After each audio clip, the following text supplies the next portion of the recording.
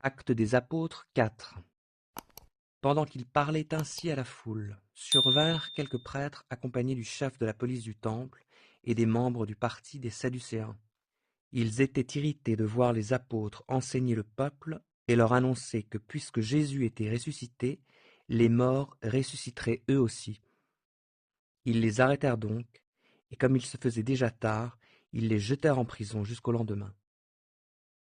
Cependant, parmi ceux qui avaient entendu leurs paroles, beaucoup crurent, ce qui porta le nombre des croyants à près de 5 000 hommes.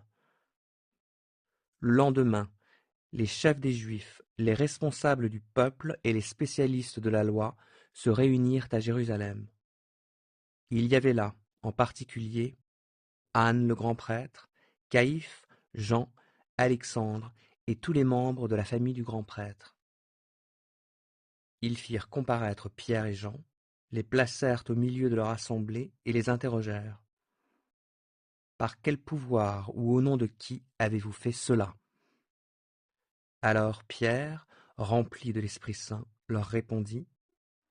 Dirigeants et responsables de notre peuple, nous sommes aujourd'hui interrogés sur le bien que nous avons fait à un infirme et sur la manière dont il a été guéri. Eh bien, sachez-le tous, et que tout le peuple d'Israël le sache, c'est au nom de Jésus-Christ de Nazareth que nous avons agi, de ce Jésus que vous avez crucifié et que Dieu a ressuscité. C'est grâce à lui que cet homme se tient là, debout devant vous, en bonne santé. Il est la pierre rejetée par les constructeurs, par vous, et qui est devenue la pierre principale, la pierre d'angle. C'est en lui seul que se trouve le salut. Dans le monde entier, Dieu n'a jamais donné le nom d'aucun autre homme par lequel nous devions être sauvés. Les membres du Grand Conseil étaient étonnés de voir l'assurance de Pierre et de Jean, car ils se rendaient compte que c'étaient des gens simples et sans instruction. Ils les reconnaissaient pour avoir été avec Jésus. Mais comme ils voyaient, debout à côté d'eux, l'homme qui avait été guéri, ils ne trouvaient rien à répondre. Alors ils leur ordonnèrent de sortir de la salle et délibérèrent entre eux. Qu'allons-nous faire de ces gens-là, disaient-ils, car ils ont accompli un signe miraculeux évident, et tous les habitants de Jérusalem sont au courant. Nous ne pouvons pas le nier.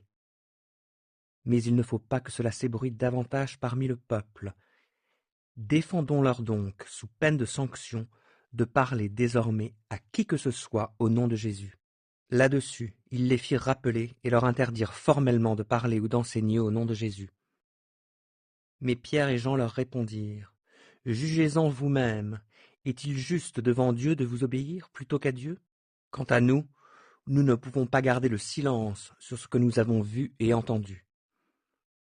Après leur avoir fait de nouvelles menaces, ils les relâchèrent.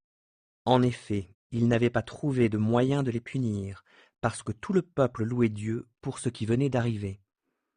L'homme qui avait été miraculeusement guéri était âgé de plus de 40 ans. Sitôt libérés, Pierre et Jean se rendirent auprès de leurs amis et leur racontèrent tout ce que les chefs des prêtres et les responsables du peuple leur avaient dit. Après les avoir écoutés, tous, unanimes, se mirent à prier Dieu, disant « Maître, c'est toi qui as créé le ciel, la terre, la mer et tout ce qui s'y trouve. C'est toi qui as dit par l'Esprit Saint qui s'est exprimé par la bouche de notre ancêtre David, ton serviteur. Pourquoi tant d'effervescence parmi les nations? Et pourquoi les peuples trament-ils ces complots inutiles? Les rois de la terre se sont soulevés, et les chefs se sont ligués contre le Seigneur et son Messie. En effet, c'est bien une ligue qu'Hérode et Ponce Pilate, les peuples étrangers et les peuples d'Israël ont formée dans cette ville contre ton saint serviteur Jésus que tu as choisi comme Messie. Ils n'ont fait qu'accomplir tout ce que tu avais décidé d'avance, dans ta puissance et ta volonté. Maintenant, Seigneur, vois comme ils nous menacent, et donne à tes serviteurs la force d'annoncer ta parole avec une pleine assurance.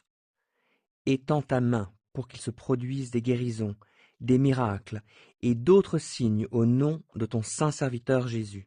Quand ils eurent fini de prier, la terre se mit à trembler sous leurs pieds, à l'endroit où ils étaient assemblés. Ils furent tous remplis du Saint-Esprit et annonçaient la parole de Dieu avec assurance. Tous ceux qui étaient devenus des croyants vivaient dans une parfaite unité de cœur et d'esprit. Personne ne se prétendait propriétaire de ses biens, mais ils partageaient tout ce qu'ils avaient. Avec une grande puissance, les apôtres rendaient témoignage de la résurrection du Seigneur Jésus, et la grâce de Dieu agissait avec force en eux tous. Aucun d'eux n'était dans le besoin, car ceux qui possédaient des champs ou des maisons les vendaient, apportaient le produit de la vente, et le remettaient aux apôtres. Ceux-ci le répartissaient alors entre tous, et chacun recevait ce dont il avait besoin.